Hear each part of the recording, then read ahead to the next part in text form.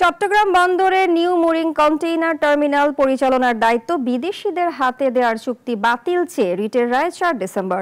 এ ধরনের চুক্তি করার আইনগত ক্ষমতা বর্তমান সরকারের নেই বলে দাবি রিটকারীর আইনজীবীদের। তবে অ্যাটর্নি জেনারেল বলেছেন, বর্তমান সরকারের এখতিয়ার আছে চুক্তি করার।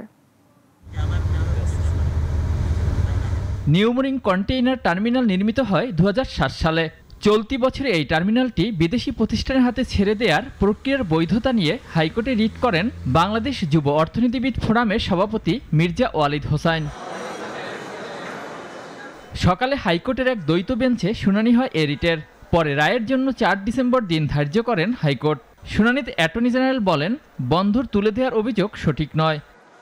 অন্তর্বর্তীকালীন সরকার যে দায়িত্ব পালন করছেন, এই সরকারের প্রধান উপদেষ্টা ইজ ফাংশনিং, যে প্রধানমন্ত্রী যে কাজগুলো করতে পারতেন এই প্রধান উপদেষ্টা এবং এই ক্যাবিনেট সে একই কাজ ওনারা করতে পারেন। That is the constitutional scheme. তবে রিটকারীর আইনজীবীরা বলেন, নিউ মুরিং কন্টেইনার বিদেশিদের হাতে দেওয়ার এখতিয়ার অন্তর্বর্তী সরকারের নেই।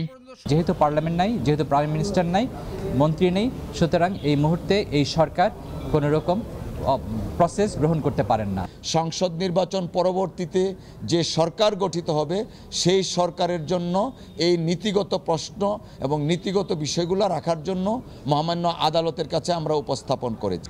গত ১৭ নভেম্বর চট্টগ্রাম বন্দরের লালদিয়া কন্টেইনার টার্মিনালটি ৩০ বছরের জন্য ডেনমার্ক ভিত্তিক একটি প্রতিষ্ঠানকে দেয়া হয়, আর পানগাঁও অভ্যন্তরীণ কন্টেইনার টার্মিনালকে ২২ বছরের জন্য সুইজারল্যান্ড ভিত্তিক প্রতিষ্ঠান মেডলগের সঙ্গে চুক্তি করেন সরকার।